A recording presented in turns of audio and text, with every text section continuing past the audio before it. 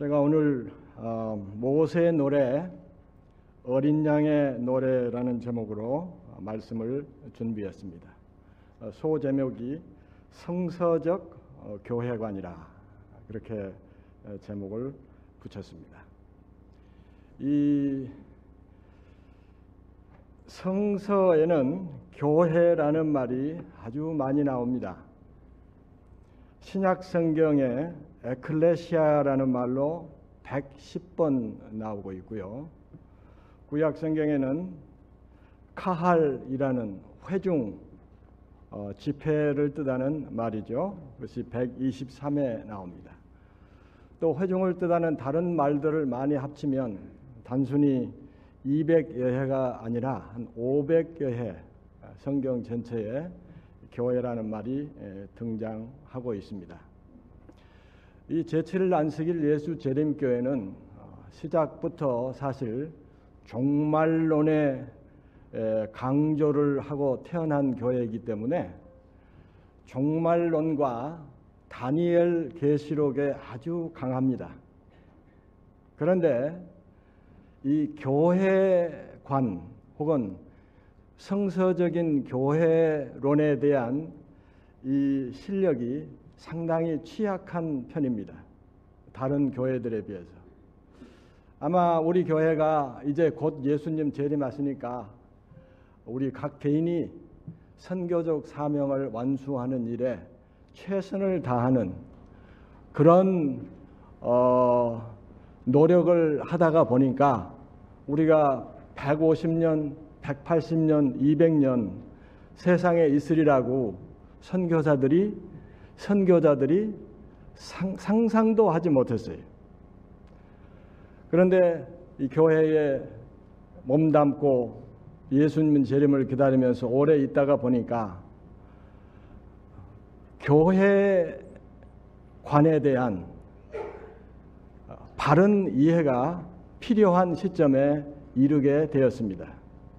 그래서 얼마 전부터 제총회에서는 아시는 대로 28개조 기본 교리를 펴낼 수밖에 없는 상황에 이르렀습니다.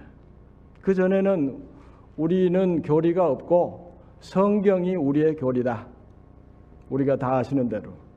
그것으로 좋겠습니다. 근데 온 세상에 2천만 이상의 교인들이 증가하고 온 세상에서 가장 많은 선교 지역을 가지고 있는 교회로 성장하다가 보니까 이제 세계적인 교회관, 성경에서 교회를 어떻게 말씀하고 있는가에 대한 이해가 절실하게 되었습니다. 그래서 오늘 저는 이 지상에 있는 교회가 예수님 재림 전에 어떤 모습으로 존재해야 되는가를 성경이 무엇이라고 말하고 있나를 말씀 나누고자 합니다. 기본교리 28개조 가운데 12개조에 보면은 이렇게 기록되어 있습니다. 교회는 예수 그리스도를 주와 구주로 믿는 신자들의 공동체이다. 교회는 그의 권위를 성육신하신 말씀이신 그리스도와 기록된 말씀인 성경으로부터 받는다. 교회는 하나님의 가족이며 교인들은 그분의 자녀로 입양되었다. 교인들은 새 언약의 기초 위에서 산다. 교회는 그리스도의 몸이며 그리스도께서 머리가 되신 신앙 공동체이다. 교회는 그리스도께서 그를 성결하게 하고 깨끗하게 하기 위하여 돌아가신 신부이다. 참 잘 요약된 우리의 신조의 말씀입니다. 교회의 권위는 성경에서 분명하게 이야기하고 있습니다. 마태복음 16장 18절에 내가 이 반석 위에, 이 반석은 천주교에서는 베드로라고 말씀을 하잖아요. 어떻게 결함이 많은 사람 위에 교회를 세우겠습니까? 이 마태복음 16장 18절은 분명히 베드로 너는 조약돌이야. 근데 나는 이 반석 네가 고백했던 대로 살아계신 하나님의 아들 그리스도요 살아계신 하나님이신 하나님의 아들인 이 반석 그리스도죠. 위에 내 교회를 세우리니 음부의 권세가 이기지 못하리라. 교회는 음부의 권세가 이기지 못하는 그리스도 위에 세워져 있다는 말씀입니다. 흔히 교회 하면 무슨 대총회, 지회, 합회, 연합회 이렇게 얘기하는데 진정한 성경에서 말하는 교회는 세리토스 교회입니다. 지방에 있는 신자들이 함께 모이는 이 교회 회중을 말하는 것입니다. 10명이든 100명이든 1000명이든 지방에서 실제로 하나님의 사업을 하는 교회, 사물을 보는 기관이 아닙니다. 교회를 말하고 있는 것입니다. 예수님께서 내가 이 반석 위에 세리토스 교회를 세우리니 음부의 권세가 이기지 못하리라. 오늘날까지 온 세상에 이 특별히 마지막 시대에 하나님의 교회가 이렇게 존속해 오고 있는 것입니다. 사도행전 16장 28절에는 너희는 자기를 위하여 또는 온 양떼를 위하여 삼가라. 성령이 저들 가운데 너희로 감독자를 삼고 하나님이 자기 피로 사신 교회를 치게 하셨느니라. 하나님이 그리스도의 피로 사신 생명을 주고 바꾼 것이 교회라는 말입니다. 특별히 치리자들에게, 지도자들에게, 사도행전의 지도자는 장로와 집사들을 향해서 하는 말입니다. 또 감독, 목사들도 포함되죠. 온 양떼를 위하여 삼가라, 조심하라, 주의하라 하는 말씀이죠. 마태복음 18장 15절 17절은 교회의 권위가 나타나는 현장입니다. 내 형제가 죄를 범하거든 가서 너와 그 사람과만 상대하여 권고하라. 만일 들으면 내가 내 형제를 얻은 것이요, 만일 듣지 않거든 한두 사람을 데리고 가서 두세 증인의 입으로 말마다 정참케 하라. 만일 그들의 말도 듣지 않거든 교회의 말하고 교회의 말도 듣지 않거든 이방인과 세리와 같이 여기라. 바로 이 말씀 다음에 18절에 진실로 너희에게 이르노니 무엇이든지 너희가, 교회가 땅에서 매면 하늘에서도 매일 것이요, 무엇이든지 땅에서 풀면 하늘에서도 풀리리라. 이건 교회의 권위에 대한 놀라운 말씀입니다. 한 사람이 아니에요. 목사 한 사람이 아니에요. 장로 한 사람이 아니에요. 교회는 목사보다 큽니다. 장로보다 크고 집사보다 크고, 아니 온 모임 회중보다 더 큽니다. 뭐냐하면 하나님의 성령이 임재하는 집회이기 때문에 그렇습니다.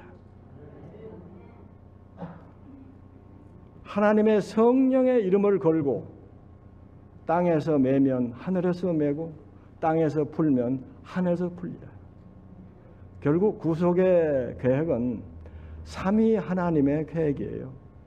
하나님과 예수님과 성령이 이 구속 역사 전체를 주관하시고 인류를 구원하시는 역사를 행하시는 것입니다.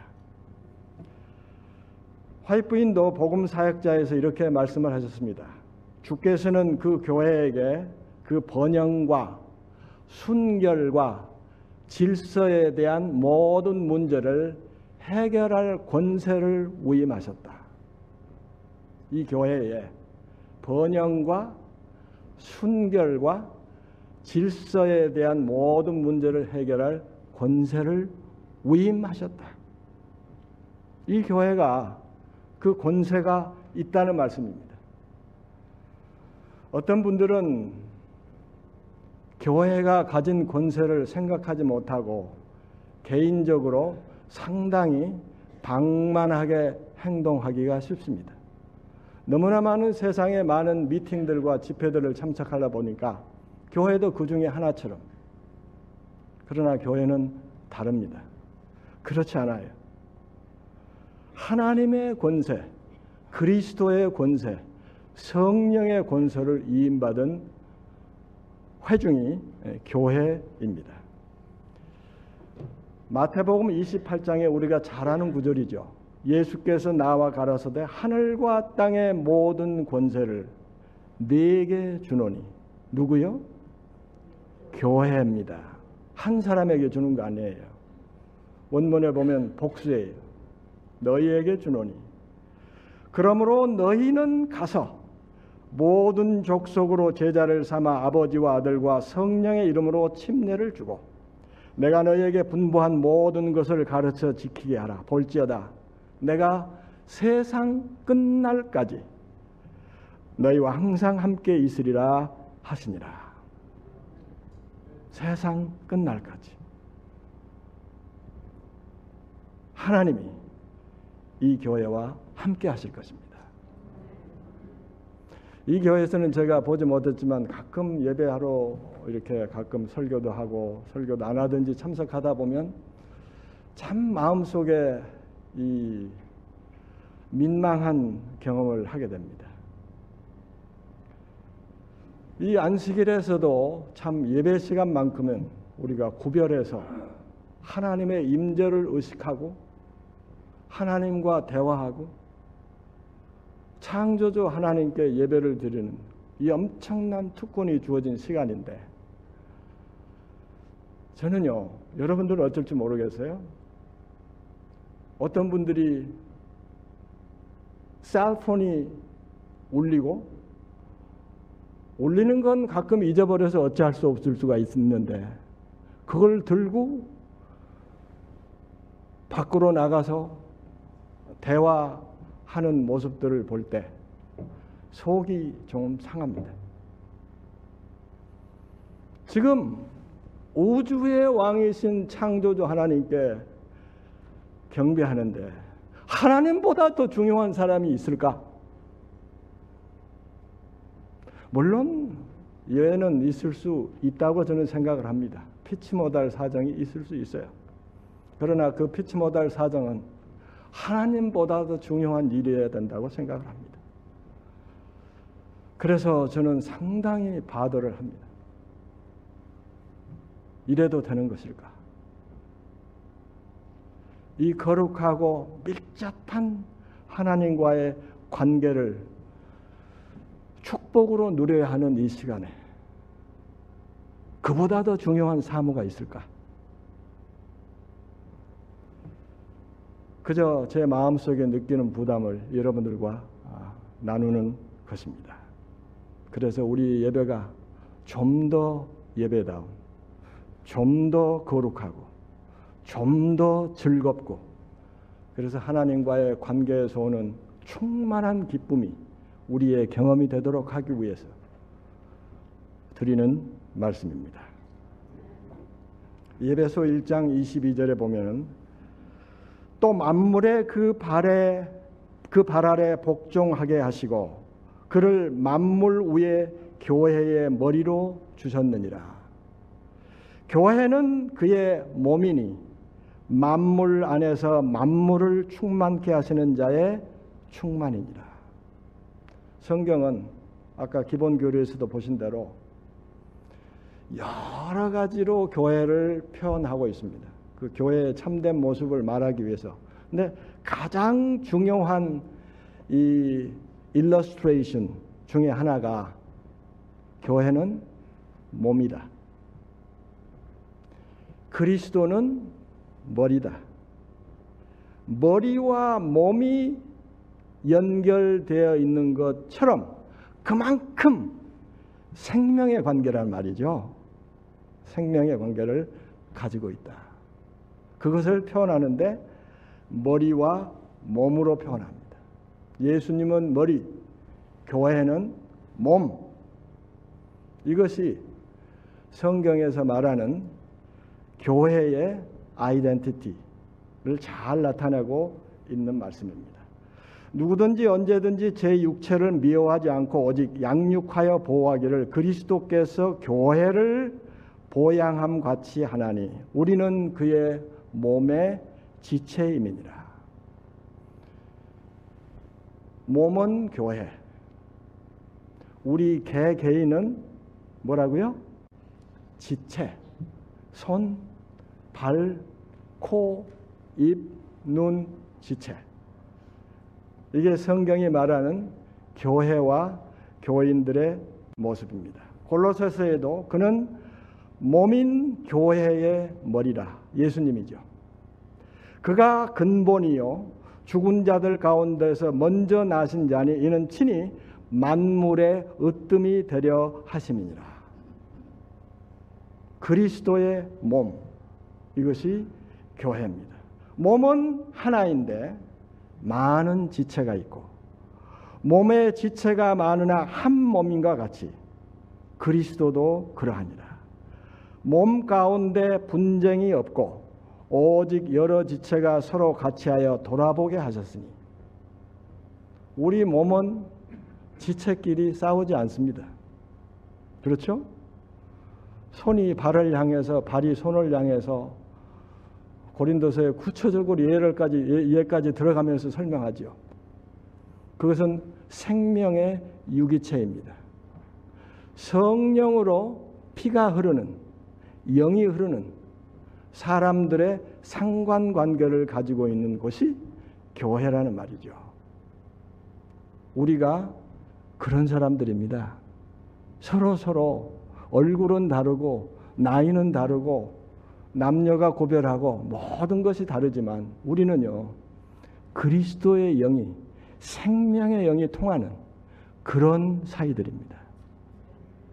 여기 앞에 계신 분도 저 뒤에 앉은 모든 분들 관계가 옆에 앉아 계신 분들이 세상의 혈육의 피로 맺어진 관계도 참 중요하지만 이건 영원토록 관계를 맺어야 되는 엄청난 위엄과 능력과 이 밀접함을 가진 관계를 교인들 사이 우리 모두가 가지고 있다는 사실입니다. 그 다음에 두 번째는 교회는 아내, 어린 양의 아내라는 표현을 많이 사용해요. 오직 위에 있는 예루살렘은 자유자니 곧 우리의 어머니라. 갈라디아서에 보면은 위에 있는 예루살렘은 자유자니 곧 우리의 어머니라. 요한계시록 21장에는 이 말을 이렇게 풀이합니다. 이리 오라 내가 신부 곧 어린 양의 아내를 내게 보이리라 하고 나를 데리고 크고 높은 산으로 올라가 하나님께로부터 하늘에서 내려오는 거룩한 성 예루살렘을 보이니 예루살렘은 금도성이 예루살렘이 아닙니다. 그 안에 있는 거민들이 예루살렘이에요. 거민 없는 예루살렘은 아무것도 아닙니다. 그래서 예루살렘이 어린 양의 아내라고 할 때는 예루살렘 시민들이 예수님의 아내라는 말이죠. 그것을 하나로 묶어서 예루살렘이라는 말로 표현한 것이죠. 그러면은 이 예언예시를 보면 이런 말이 있어요. 교회 증언 6권에 아래에 있는 하나님의 교회는 위에 있는 하나님의 교회와 하나이다. 지상에 있는 신자들과 결코 타락한 적이 없는 하늘에 있는 존재들은 한 교회를 형성한다. 이미 가 있는 분들도 있죠. 에녹, 모세 뭐 이런 분들 가 있는 분들이 24장로들이라고 하지만은 그 존재들과 이 지상에 있는 예수를 믿는 사람들은 한 교회를 형성한다. 그래서 예루살렘이 우리의 어머니고 우리는 한 개인 개인은 그 자녀들이다. 그렇게 일러스트레이션 하고 있습니다. 그래서 에베소 5장에는 남편들아 아내 사랑하기를 그리스도께서 교회를 사랑하시고 위하여 자신을 주심같이 하라. 되게 이 에베소 5장을 인용할 때 남자들이 조금 기세등등합니다. 여기 성경에 아내들아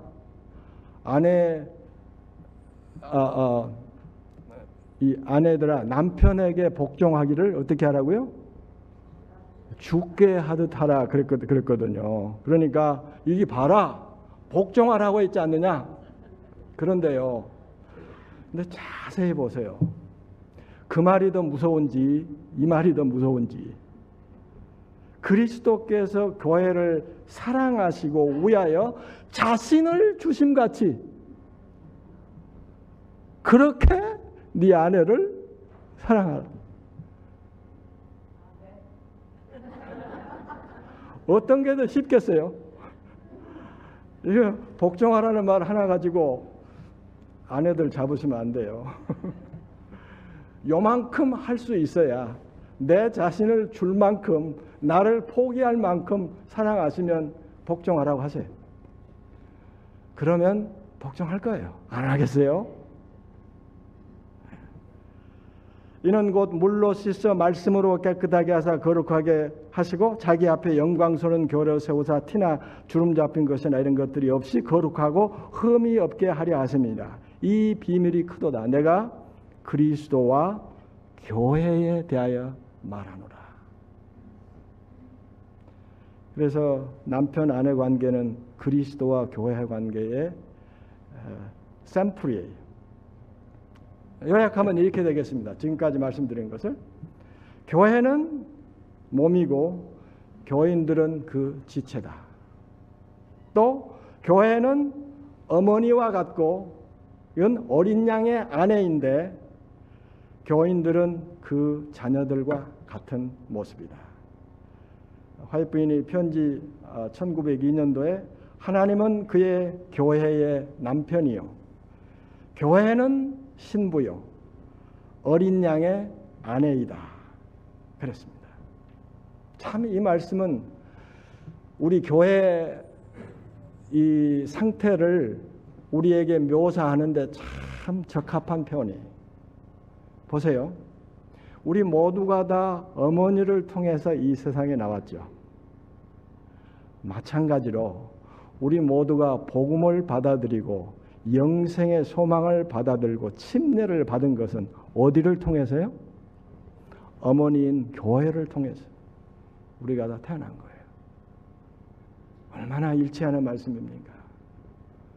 이 교회는 아무리 부족하고 아무리 연약하게 보여도 이 세상에서 이런 역할을 하는 다른 어떤 기관도 대신할 수 없는 유일무이한 역할을 하는 중차대한 하나님의 가장 큰 사랑의 대상인 교회인 것입니다. 제가 이 교회에 들어올 때 한 40-50년 전에는요. 제가 이걸 뼈저리게 느꼈어요. 교회에 왔더니 모든 걸 다 공급해줘요. 연필까지 다 공급해주더라고요. 그래서 나는 교회는 굉장한 부자요. 아주 굉장한 거구나. 뭐 성경도 주고 뭐 상품도 주고 교회만 나오면 모든 게 다 해결돼요. 문제가 되면 장로님께 찾아가면 이건 이렇게 얼마나 잘하시는지 모든 걸. 자연히 존경스럽고 그랬어요. 근데 10년이 지나고 20년이 지나고 30년이 지나면서 꽤 이제 컸어요. 꽤 커서 가만히 보니까 교회가 내가 처음에 들어왔을 때처럼 그렇게 웅장하고 위대하고 부자만이 아니더라고요. 교회는 내가 내 돈과 시간과 재능을 가지고 보양해야 되는 기관이구나 하는 생각을 하게 됐어요. 우리도 마찬가지죠. 어머니가 처음에는 모든 것인 줄 알았는데 10살, 20살 선되다 보니까 이제 어머니가 늙어가는 모습이 보이고, 어머니가 어떻게 보다 보니까 힘이 없을 때가 있으시고 전지전능한 줄 알았어요. 어렸을 때는. 근데 가만히 보니까 이분을 내가 보양해야 될 분이더라고요. 얼마나 비슷합니까? 그래서요, 저는 이걸 연구하면서 이 땅에서 어머니를 대하는 태도가 이 땅에서 교인들이 교회를 대하는 태도와 비슷하다. 어머니에게 잘하시는 분은 역시 교회에서도 잘해요. 교회가 뭡니까? 사실 이렇게 인간적으로 보면 별거 아닌 것처럼 보일 수 있어요. 목사도 사람이고 장로도 부족한 사람들이고 지도자들 뭐 별것 없다고 말할 수 있는 거예요. 시간이 갈수록 더 그렇게 교회에 오래 다니다 보면 그럴 수 있어요. 그런데 그래서는 안 되는 겁니다. 어머니가 그렇게 힘없고 나약해서 늙었다고 함부로 대해서는 안 되는 것입니다. 그런데 어머니는 권위가 없습니다. 오직 사랑의 권위밖에 없습니다. 그러니까 못된 자식은 더합니다. 교회도 권위가 없는 것처럼 보입니다. 제가 그래서 맨 처음에 권위 얘기를 한 겁니다. 뭐 마음대로 행해도 뭐 나무라거나 뭐 벌을 주거나 그런 것도 없고, 삼성은 뭐 월급을 주고 잡고 깎고 해가지고 다 조절해서 수천만의 인플로이를 운영하지만 교회는 뭐 월급을 주는 것도 아니고 순전히 성령의 역사하심과 감동하심을 통해서 사람들의 자원하는 심령에 맡기는 것이 교회 운영의 기본이에요. 그렇다고 함부로 해서는 안 되는 것이라 그 말입니다. 삼가야 합니다. 삼가는 것이 교회에 대한 태도의 기본입니다. 교회와 교인의 관계를 화이트부인은 참 여러 가지로 설명을 합니다. 교육 268페이지에 일반적으로 매우 경시되는 또 한 가지 의무, 즉 그리스도의 요구에 깨우침을 받은 젊은이들이 명백히 해야 할 한 가지 의무는 교회에 관한 의무이다. 교인들이 아무리 오래 교회에 다녔어도 성서가 말하는 교인이 교회에 대한 의무에 대해서 모르는 경우가 허다합니다. 왜요? 강요하지 않기 때문에, 벌 주기 않기 때문에. 그리스도와 교회의 관계는 매우 밀접하고 신성한 것인데, 이는 그리스도는 신랑이요 교회는 신부이기 때문이다. 그리스도는 머리요 교회는 몸이다. 그러므로 그리스도와 관련을 맺는 것은 그리스도의 교회와 관련을 맺는 것을 의미한다. 어떤 분들은요 이렇게 말하더라고요. 나는 예수님을 참 사랑하고 예수님이 나를 알고 참 밀접한 관계를 가지고 있다. 근데 교회에 대해서 하는 것 보면 참 충성스럽지도 않고 너무너무 제 마음대로 해. 너무너무 제 마음대로.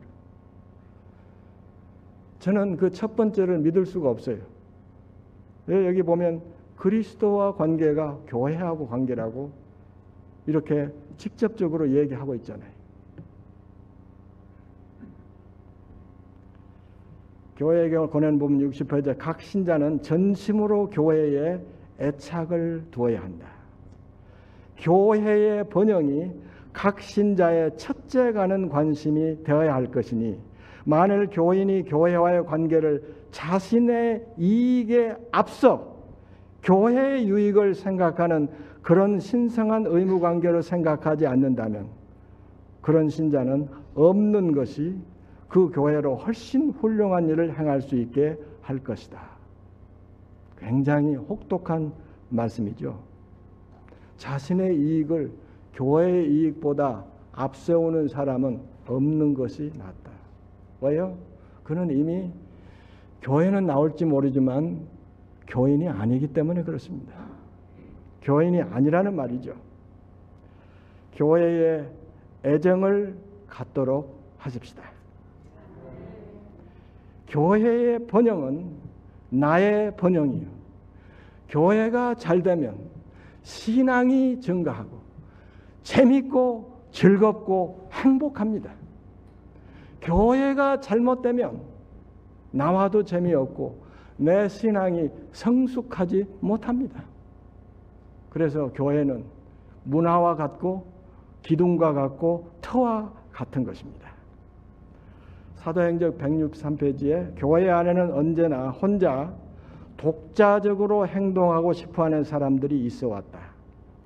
그들은 자신들의 독자적 정신이 인간 도구로 하여금 그의 형제들 특히 하나님께서 당신의 백성을 인도하도록 임명하신 직분에 있는 사람들의 권고를 쉽게 말하면 직원들의 권고를 존중하고 그들의 판단을 높이 평가하기보다는 오히려 자기 자신을 너무 많이 신뢰하고 자기 자신의 판단을 신임하도록 이끈다는 사실을 깨닫지 못하는 것처럼 보인다. 너무나 많은 교인들이 자기들이 뽑아놓은 위임한 신성한 직원들의 권고와 판단을 존중하지 않고 자기 자신의 의견보다 더 못하게 생각하는 독자적으로 생각하는 사람들이 많이 있다는 것입니다. 교회에. 제가 목회하면서 참 겸손하게 배운 아주 뼈아프게 느끼고 배운 교훈 가운데 하나는 무엇인 줄 아십니까? 아주 쉬운 건데 교만하고 방자해서 제가 배우지 못했어요. 꽤 괜찮은 데서 꽤 괜찮은 공부를 하고 남이 알아주는 그런 학교와 이렇게 다니면서 꽤 아주 너무 높아졌어요. 그래서 내가 꽤 잘났다고 생각을 했는데요. 30년, 40년 목회를 하고 지금까지 제가 느낀 것 중에 하나는 내가 생각하는 것을 저 사람도 생각할 수 있고 아니 그보다 더 나은 생각도 할 수 있구나. 때로는 직원들이 나보다 더 생각이 모자라는 것처럼 느낄 때가 많이 있어요. 그래서 내가 다 인도하고 해야지 왜 이것도 몰라? 그런데요. 여러분들이 직원에 들어가 보시면 여러분들이 생각하는 모든 생각 다 내놓고 도를 뒤집고 생각하고 연구하고 고민했다는 사실을 여러분들이 아셔야 합니다. 여러분들만큼 머리가 있고 IQ가 있습니다. 그렇지 못한다 할지라도 여러 사람들이 함께 모였을 때 충분히 검토하고 이야기를 한다는 사실을 잊어서는 안 됩니다. 그래서 아무리 별 볼 일 없는 사람같이 보이는 저 사람도 내가 생각하는 생각을 하고 있구나. 아니 그보다 더 나았게 생각할 수 있구나 하는 걸 제가 이렇게 늦게 배웠다는 사실을 고백합니다. 사람들을 신뢰하세요. 믿으세요. 그 성경 말씀이 맞습니다. 남을 나보다 낫게 여기고. 틀린 말을 하지 않아요. 정확한 말을 하십니다. 꼭 나를 두고 하신 말씀 같아요. 하나님께서는 어느 누구도 무시하거나 멸시할 수 없는 특별한 권위와 능력을 당신의 교회에게 부여하셨는데, 이는 그렇게 하는 사람은 하나님의 음성을 멸시하는 것이 되기 때문이다. 교회의 결정을 무시하는 것은 하나님의 음성을 무시하는 것이라는 말이죠. 자기 교인의 판단을 최고의 것으로 여기고자 하는 사람들은 큰 위험 가운데 있는 것이다. 하나님께서 그들을 통하여 지상에 당신의 사업을 이루시고 확장하시는 빛의 통로인 그 사람들로부터 이들을 분리시키는 것이 사단의 계획된 노력이다. 직원들과 거기에 반하는 다른 어떤 독자적인 행동한 사람들을 분리시켜 놓는 것이 사단의 계책이라는 것입니다. 그렇게 하면 교회가 혼란에 빠지게 돼요. 본연의 전도 사업을 하지 못하게 돼요. 하나님께서는 얼마나 큰 손해를 경험하신지 모릅니다. 한 영혼 한 영혼이 지금 죽어가고 구원해야 될 상황에 있는데 분쟁 가운데 있으면 이 일을 하지 못하기 때문에 엄청난 손해를 보고 있는 거예요. 사람들과 사람들 사이에, 특히 직원들과의 이간질을 하는 것이 사단의 목적이라는 것이죠. 진리의 사업을 발전시키는 일과 관련된 일에 지도적 책임을 지도록 하나님께서 임명하신 사람들을 무시하거나 멸시하는 것은 하나님께서 당신의 백성을 돕고 격려하여 힘을 주시기 위하여 제정하신 방법을 거절하는 것이다. 하나님이 축복하실 수 있는 방법을 거절하는 거예요. 지도적 책임을 지도록 하나님께서 임명하신 사람들, 이 사람들 한번 생각해 보세요. 요즘 직원들 하고 싶어하는 사람 별로 없어요. 왜 그런 줄 아세요? 그 시간, 그 노력, 그 고생 하면서 좋은 말 들어요, 못 들어요? 내가 왜 해? 그 일을. 이렇게 돼 있어요. 이렇게 돼 가지고는 교회가 안 되는 거예요. 될 수가 없는 거예요. 모든 기관들이 성령께 복종하게 될 것이므로 모든 신자들은 하나님의 은혜의 기쁜 소식을 세상에 전하기 위하여 하나의 조직되고 잘 지도된 수고를 하도록 연합하게 할 것이다. 교회의 연합은 선교와 사명 완수의 기본입니다. 연합이 없는 곳에 새 교인들이 들어올 수가 없어요. 한 사람 들어왔다가 두 사람 나가요. 안 되는 거예요. 그래서 모두가 생각해야 될 가장 중요한 기본적인 전제는 연합입니다. 연합은 파워예요. 그것이 안 될 때 모든 선교는 무효합니다. 바울이요, 우리는 바울이 상당히 자유로운 사상을 가진 사람으로 생각하기 쉽습니다. 근데요, 사도행전에 보면 이렇게 말씀하셨어요.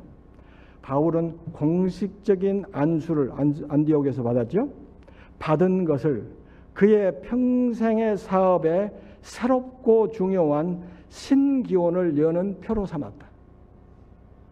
그가 후에 그리스도의 교회에서 그의 사도직의 시작을 기산한 것은 언제부터? 안수받을 때부터. 그만큼 교회의 안수는 중요한 것입니다. 그래서 요즘 장로 안수, 집사 안수 너무 쉽게 생각하는 경향이 있어요? 아니에요. 부족한 사람들이 행해도 사도 바울은 아주 중요하게 자기 사도직의 기원으로 삼았다는 거예요. 그만큼 교회를 권위를 인정했습니다. 어떤 사람들은 우리가 시대의 종말에 가까워졌기 때문에 하나님의 자녀들이 각각 어떤 종교적인 조직들에서 떠나 독자적으로 행동해야 할 것이라는 사상을 조장해왔다. 이런 말 들어보셨어요? 종말에 가면은 이제 혼자 각자 다 해야 되는데 교회가 그렇게 중요하냐? 그런데 주의 종은 주의 종의 글을 인용해가지고 그렇게 말하는 사람들이 참 많이 있는데 주의 종은 분명히 얘기합니다. 그러나 나는 이 사업에는 각 사람이 독자적으로 행동하는 그런 일이 없어야 한다는 것을 주께로부터 교훈받았다.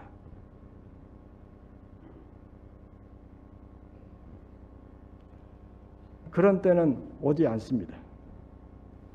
자, 제가 오늘 이 중요한 말씀을 드리는데 제가 한 40년 남짓 목회하면서 한 5교회를 치리었고 5합회, 미국의 동서남북, 캐롤라이나, 플로리다, 일리노이, 미시간, 캘리포니아 참 많이 다녔습니다.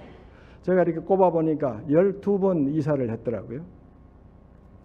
거기서 만나는 장로님들, 거기서 만난 집사님들 얼마나 많았겠습니까? 다니면서 문제 없는 교회는 보지 못했어요.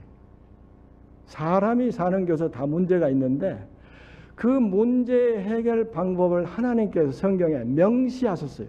근데 우리 많은 교인들이 성경이 교회에 관해서 뭐라고 하셨느냐에 대해서 아예 별로 알지도 못하시고 적용도 안 해요. 근데요, 분명히 주셨어요. 그래서 성경 말씀을 우리가 주시하면 참 해결점이 있어요. 신자들 사이에 일어나는 어려운 문제들을 해결하기 위한 많은 방법들이 마련되어 있었다. 그리스도께서도 친히 그와 같은 분명한 문제들을 조정하는 방법에 대하여 분명한 교훈을 주셨다. 구주께서는 다음과 같이 권고하셨다. 보세요. 아까 제가 읽었지만 다시 보세요.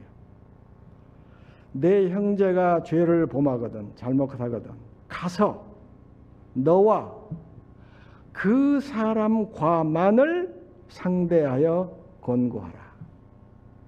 만일 들으면 내가 내 형제를 얻을 것이요 만일 듣지 않거든 한두 사람을 데리고 가서 두세 증인의 입으로 말마다 정참케 하라. 만일 그들의 말도 듣지 않거든 교회의 말하고 교회의 말도 듣지 않거든 이방인과 세례와 같이 여기다. 여기서 가장 초보적이고 중요한 시작점은 문제 해결의 시작점은 여기에 있습니다.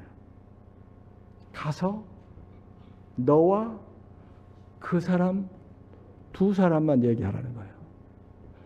저는요, 이거 지켜지면 문제가 일어나지도 않을 뿐만 아니라 문제 해결이 손쉽게 된다고 저는 믿습니다. 여기가 안 되기 때문에 그 다음에 문제가 너무 커져가지고 어디서부터 어떻게 풀어야 될지 알 수가 없는 거예요. 두 사람만 얘기하라는 거예요. 그리스도께서 말씀하시기를 내 형제가 죄를 범하거든 가서 너와 그 사람만 상대하여 권고하라고 하신다. 그 실수를 다른 이들에게 말하지 말라. 한 사람에게 말하면 그것이 다른 사람에게 또 전달되고 그리고 또 다른 이에게 전달되므로 그 소문은 점점 퍼지고 그 피해가 더해져서 마침내는 온 교회가 괴롭게 되는 것이다. 요 아주 쉽고 심플한 원칙을 안 지키기 때문에 교회가 괴롭게 된다는 거예요.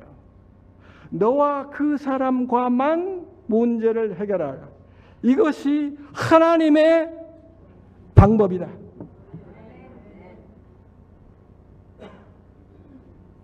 여러분이 혹시 목사에 대해서 의문을 가질 수 있어요.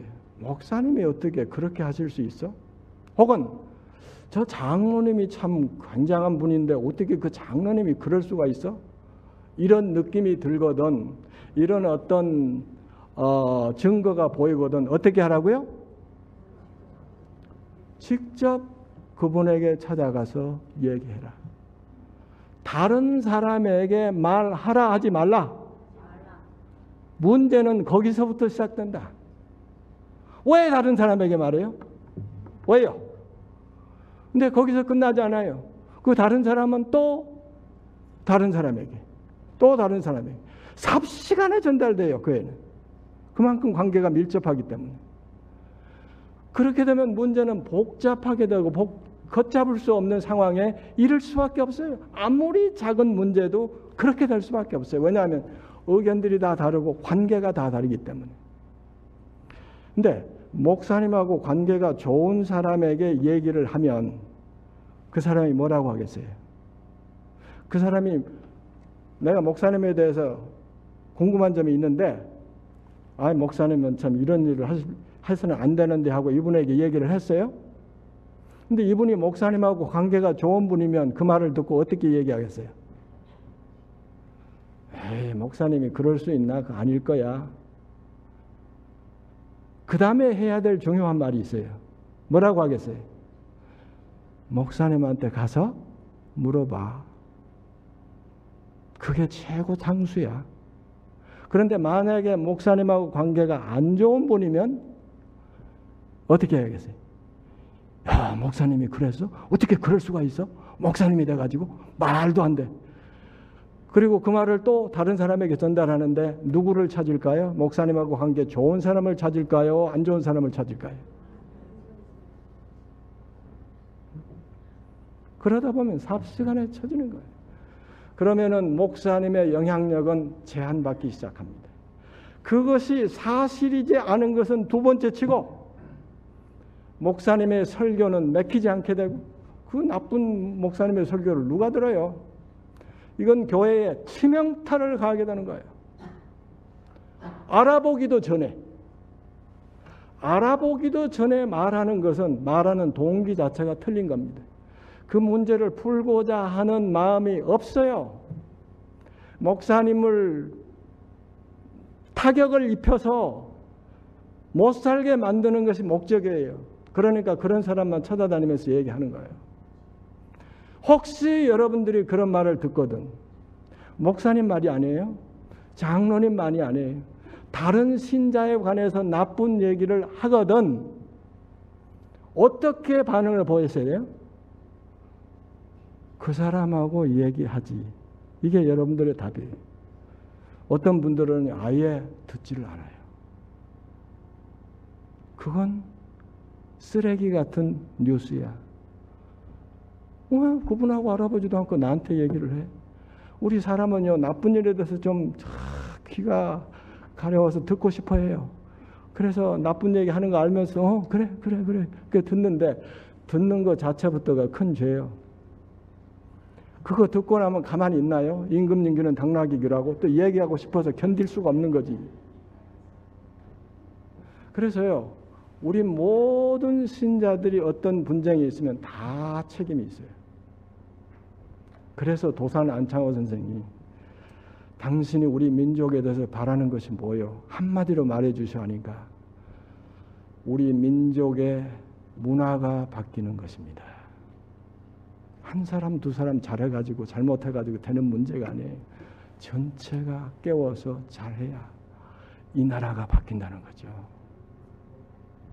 저는 셀서스 교회인 모든 수준이 그 정도는 전다고 믿습니다.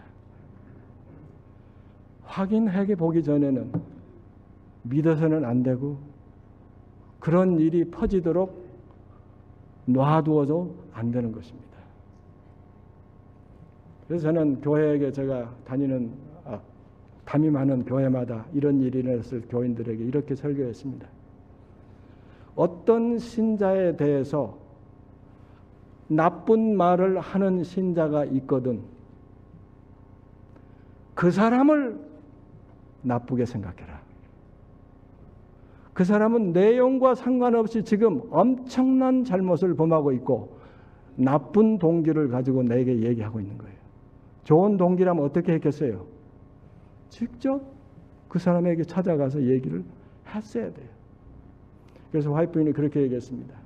어떤 나쁜 일에 의심이 가는 신자가 있거든 개인적으로 기도하는 심정으로 찾아가서 그 사람에게 얘기해라.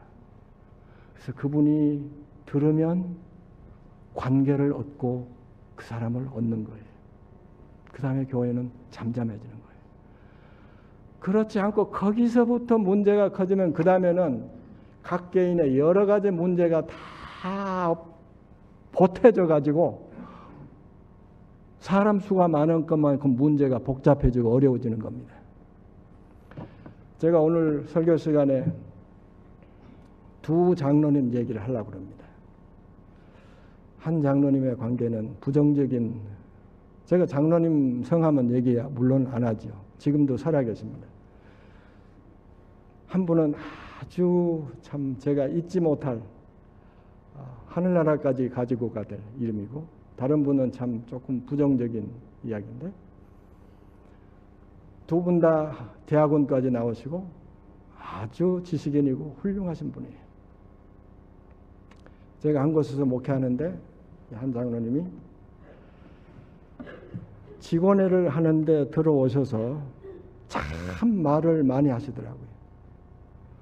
5분을 드렸는데 또 하시고, 그 다음에 다른 얘기를 하는데 또 하고 계속 얘기를 해서 지금 청년 목사 문제나 중요한 문제를 얘기할 지금 아젠다가 많이 남았는데 그 프로그램에 대해서 계속 얘기를 하셔서, 그 다음에 다른 직원들도 나한테 눈치를 주는 거예요. 아니 왜 이렇게 계속 이 얘기만 드려야 되느냐는 이런 얘기죠. 그래서 하다 못해서 제가 이렇게 얘기를 했습니다.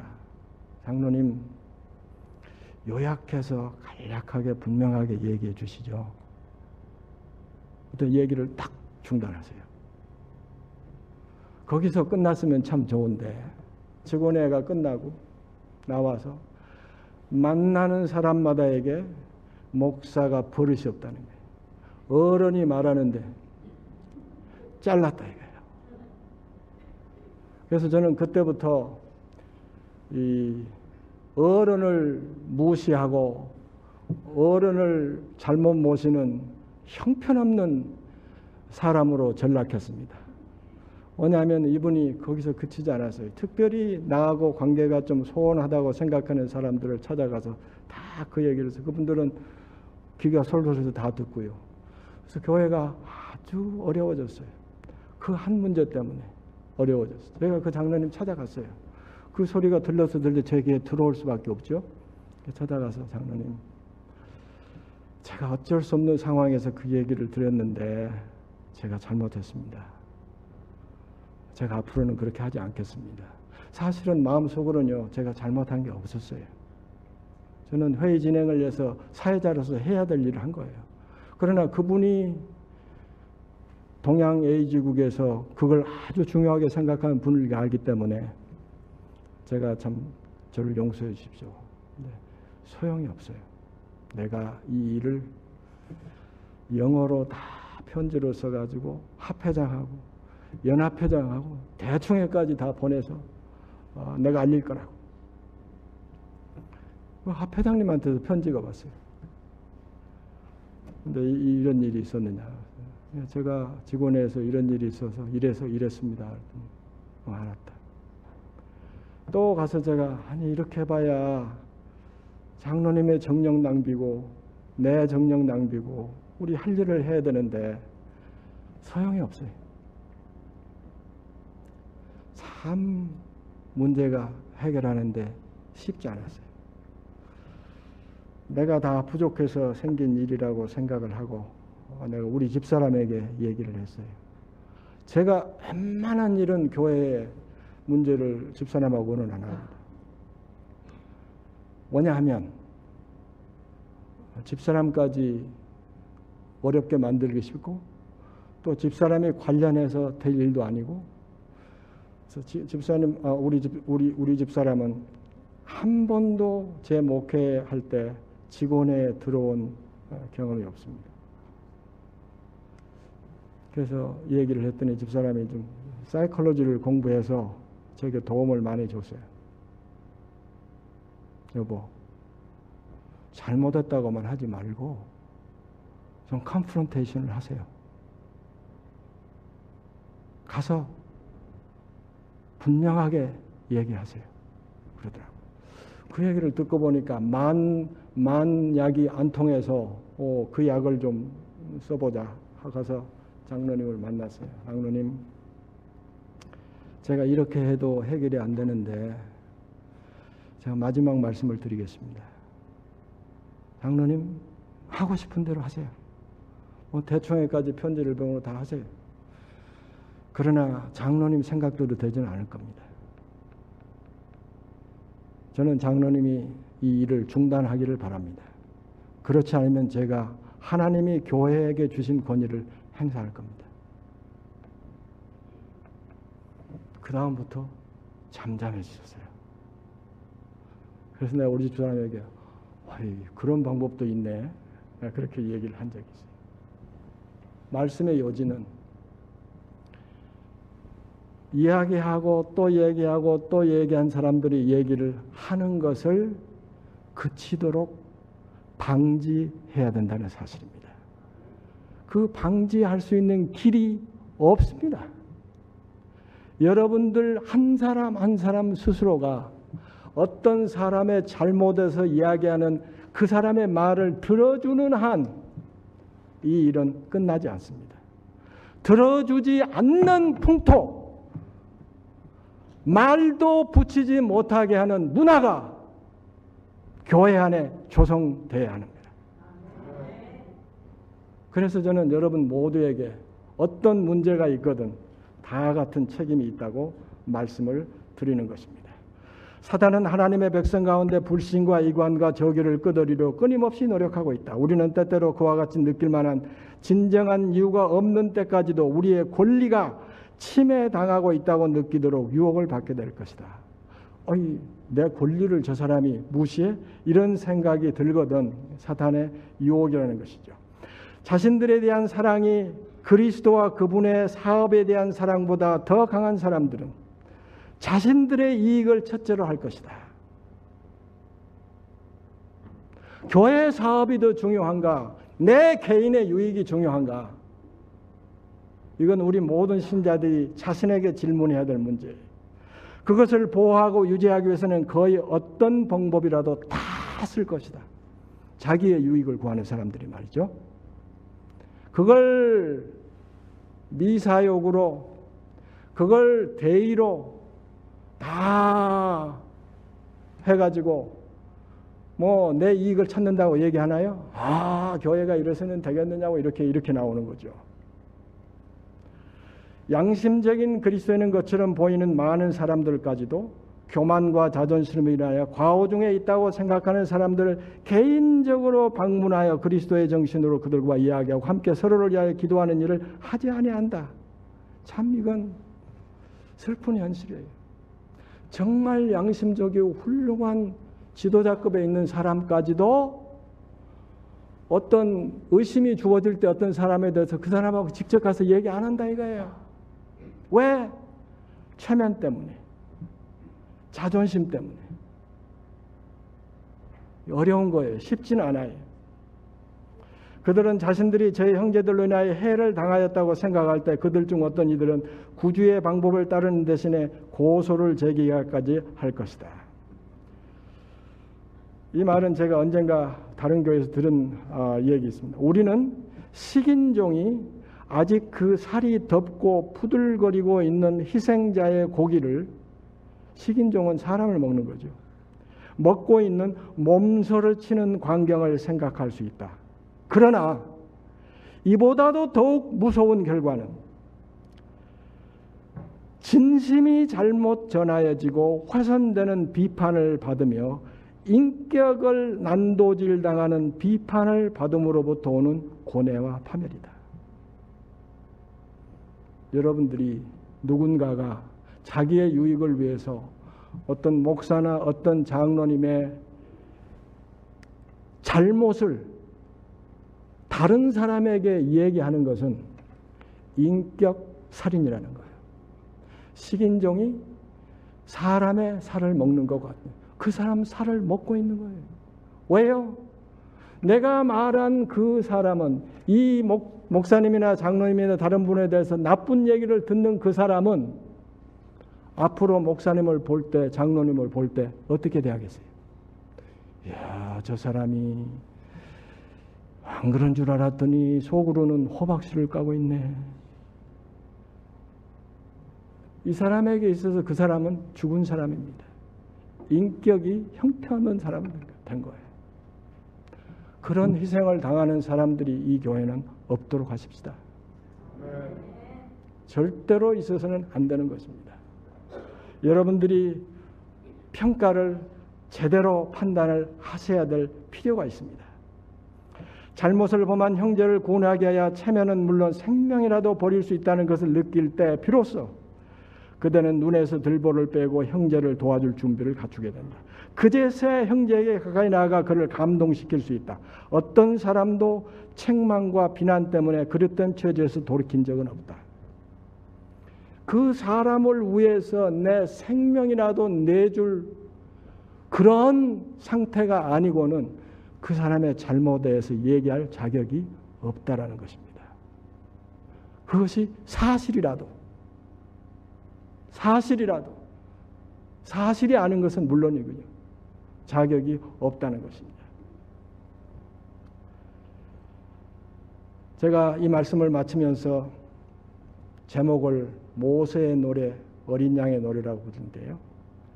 이제 짐승과 우상의 수를 이기고 벗어난 자들이 시온산에서 노래를 부를 터인데 그 노래가 하나님의 종 모세의 노래, 어린 양의 노래를 부를 터인데 그 노래의 주제가 뭔 줄 아세요? 주 하나님 곧 전능하신 이시여 하시는 일이 크고 놀라우시도다. 만국의 왕이시여 주의 길이 의롭고 참되시도다. 주여 누가 주의 이름을 두려워하지 아니하며 영화롭게 하지 아니하오리까. 오직 주만 거룩하시니이다. 주의 의로우신 일이 나타났음에 만국이 와서 주께 경배하리다 하더라. 이 노래는 경험의 노래예요. 그냥 목소리로 부르는 노래가 아니에요. 모세가 경험했던 경험, 어린 양이 경험했던 경험, 그것은 무엇입니까? 출애굽기 32장에 정확하게 나타났어요. 모세가 했던 경험. 여호와께서 모세에게 이르시되 내가 이 백성을 보니 목이 빳빳한 백성이로다. 그런즉 내가 하는 대로 두라. 내가 그들에게 진노하여 그들을 진멸하고 너를 큰 나라가 되게 하리라. 모세야, 내려가 보라. 저들이 신상을 만들어서 송아지상을 만들어서 지금 난장을 피우고 있다. 내가 다 쓸어버리고 너를 후손으로 삼고 나라를 크게 하겠다. 나 같았으면 내가 40년 동안 이렇게 인도하느라고 고생했는데 이 목이 빳빳한 백성이 말도 안 듣고 나를 돌로 치료하고, 하나님 잘 생각하셨습니다. 싹 이번에 처리하시고 다시 시작합시다. 그렇게 했을 텐데 모세는 달랐어요. 어떻게 했어요? 모세가 여호와께로 다시 나아가 여짜오되 슬프도소이다. 이 백성이 자기를 위하여 금신을 만들어 싸우니 큰 죄를 범하나이다. 그러나 이제 그들의 죄를 사하시옵소서. 그렇지 아니하시오면 원하건대 주께서 기록하신 책에서 내 이름을 지어버려 주시옵소서. 이것이 모세의 노래입니다. 어린 양이 똑같이 부른 노래죠. 이 잔을 내게서 옮기시소. 그러나 나의 원대로 마옵시고 아버지의 원대로 하옵소서. 나는 죽어도 이 교회를, 배은망덕한 교회를 위해서 피를 흘리고 죽겠습니다.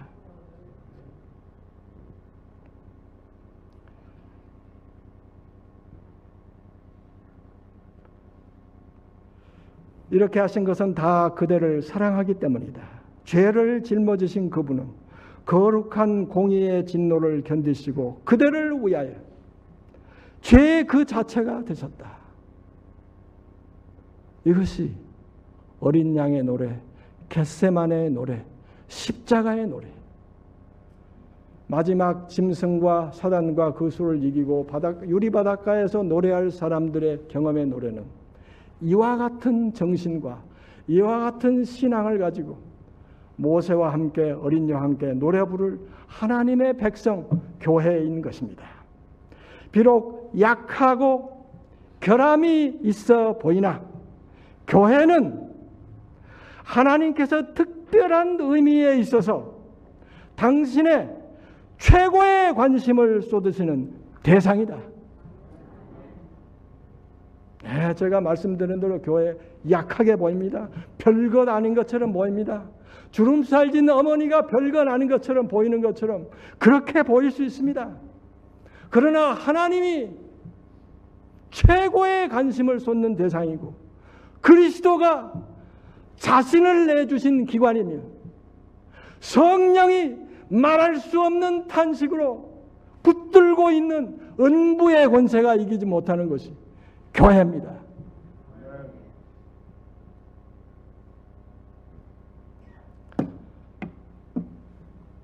이 장로님은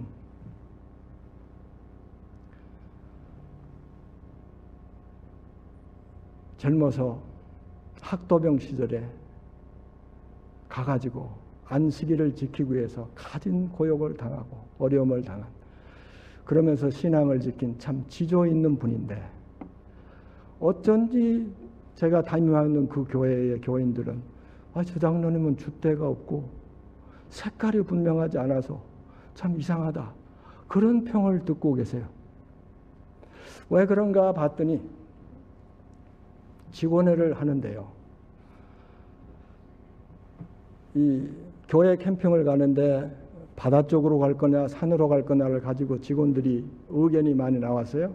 근데 이 장로님은 낚시도 좋아하시고 가끔 불신자들 데리고 가서 낚시질하면서 침례 받게 하고 교회도 인도하시고 그러신 분이에요. 근데 저하고 얘기할 때 참 좋겠습니다. 그 장로님이 알기도 많이 하세요. 많이 다녔으니까 참 좋고 거기 가면 교인들이 유익을 받을 거라고. 그래서 그렇게 얘기를 하고 직원에 갔는데 직원의 의견이 팽팽하게 맞섰어요. 저기 산에 있는 어떤 기관이 좋다고 해가지고 이렇게 하는데 한참 디스커션을 하다가 결정이 산으로 가기로 결정이 됐어요. 그 결정이 나자마자 이 장로님은 결정을 잘하셨습니다. 그곳에 가서는 조용하고 참 아주 좋은 집회가 될 것 같습니다. 그랬어요. 직원회가 끝나고 나서 나오면서 장로님하고 같이 바다로 가기로 주장했던 분들이 장로님을 붙들고 아니 장로님 어떻게 그럴 수가 있습니까? 그 장로님이 뭐가 잘못됐는데? 아니 이거면 이거고 아니면 이거지. 아무리 사람들이 이렇게 결정했다고 금방 생각을 바꾸셔가지고 그럴 수가 있습니까? 그 장로님이 하신 말씀이 있어요. 똑같은 말씀인데 이번에는 이 기도주일 강사를 초청하는데 직원회에서 내놨어요. 이름을 이런 분이 어떨까요? 그 중에서 신자들은 잘 모르니까 목사가 되게 그렇게 하죠. 이렇게 내놨는데 장로님이 제 의견과 같았어요. 그래서 이 목사님을 하는 게 좋겠습니다 하고 해서 내놨는데 불행하게도 그 목사님이 선정이 안 되고 세컨드 베스트 그분이 선정이 됐어요. 또 장로님이 얼른 참 그분 참 좋은 분이죠.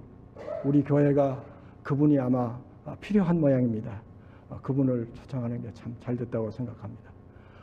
그러니까 또 직원회가 끝나고 사람들이 와가지고 이 색깔이 있는 건지 뭐 지조가 있는 건지, 근데 제가 알기로는 생명을 버리고라도 안식일을 지키기 위해서 하셨던 분이란 말이에요. 그분이 제가 여러 번 질문을 하니까 저에게 이런 얘기를 했습니다. 제가 잊어버리지 않아요. 목사님, 저는요 제가 생명을 버리고라도 하나님의 뜻을 지키고자 한 사람입니다. 그래서 저는요 10계명에 저촉되지 않은 한 교회는 연합해서 하나로 일해야 된다고 믿습니다. 저를 지조 없고 색깔 공산지다는 모두 상관없습니다. 교회가 하나 되는 것입니다. 자기 자신보다도 자기 자신의 의견보다도 교회를 생각하시고 교회의 애정을 가지고 계셨던 겁니다. 장로님, 누가 뭐라고 그래도 저는 장로님 존경합니다. 감사합니다. 이 교회를 이렇게 하나 되게 유지해 주셔서. 사랑하는 세르토 성도 여러분, 제가 짧은 시간에 많은 것을 다 얘기 드릴 수 없었지만 오늘 성서에서 하나님의 교회가 어떤 곳인가를 얘기를 나눴습니다. 이 교회는 예수님 오실 때까지 영혼을 구원하며 침례를 주며 복음삼을 다면서 쓰러질 것처럼 보여도 약한 것처럼 보여도 음부의 권세가 이기지 못하는 하나님의 교회, 하나님의 회중, 하나님의 자녀들, 새 예루살렘, 우리 어머니라는 사실을 결코 잊지 마시기 바랍니다.